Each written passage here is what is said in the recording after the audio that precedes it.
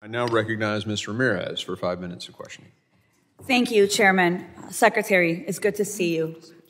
I'm going to go straight to the questions because I have a lot of them. Let me start just following up with Congressman Goldman about judiciary. Do you agree that the judiciary is a co-equal branch of government and it is your obligation as a member of the executive branch to honor decisions made by the highest court of the land? Yes or no, Secretary? We are abiding by all federal judges' orders, absolutely. So, yes, it's a co-equal branch of government. Okay, well, let me ask you a follow-up question to that.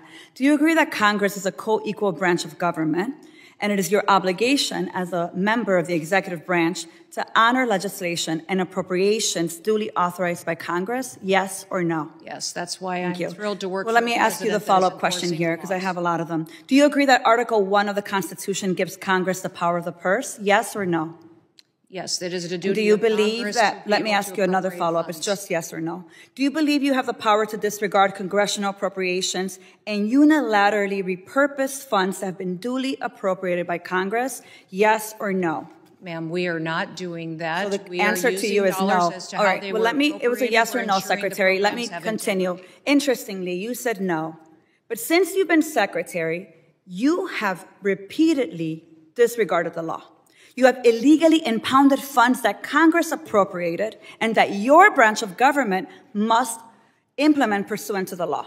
Yet you've closed offices established in law, including the Office for Civil Rights and Civil Liberties, the Office of the Immigration Detention Ombudsman, the Office of the Citizenship and Immigration Services, and you've canceled contracts for programs authorized in law, including shelter and service programs and citizenship and integration grants. You've obstructed and roughed up members of this committee as they attempted to conduct congressional oversight, and then you vilified them. But my question is, if they were so bad, why were they allowed to go in after to conduct oversight? Let me just continue. You redirected funds to terrorize our communities. You created taxpayer-funded political propaganda campaigns to terrorize families and children who don't sleep at night because of the terror of those commercials that you are putting out there. You hold sick, disrespectful press conferences in my state where, let me be clear, you are not welcome. You corruptly used emergency authority to avoid procurement to make Trump's private prison donors richer by directing $45 billion for them to expand ICE detention centers. You defunded work to address real threats to the homeland, all while you pursued college newspaper editors, labor leaders, and even a Harvard scientist who failed to declare frog embryos at the airport. Clearly, we don't have time for all my questions, so I have 13 pages worth of questions that I will be submitting to the record that I expect you and the administration to answer. But here is my final question to you. When you took your oath, did you swear to support and defend the Constitution of the United States of America? Yes or no? Yes, I did. So I find it laughable. You don't behave like someone who takes that oath seriously. And let me tell you why. We don't live in a dictatorship or a monarchy. Trump's will is not the guiding doctrine of this nation, and our country is not a playground for his or your twisted authoritarian fantasies. We are a democracy. We defend the Constitution and we affirm the rule of law. We respect the co-equal branches of government and we uphold our rights, even when we disagree. The foundation of our nation is based on a core set of constitutional rights upon which our prosperity, our pluralism, and our peace depend on it.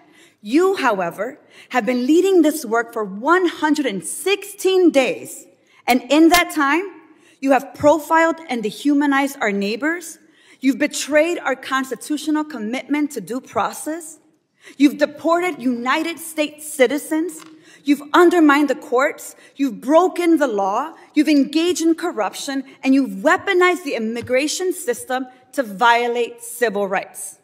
As Senator Murphy perfectly stated, your department is out of control.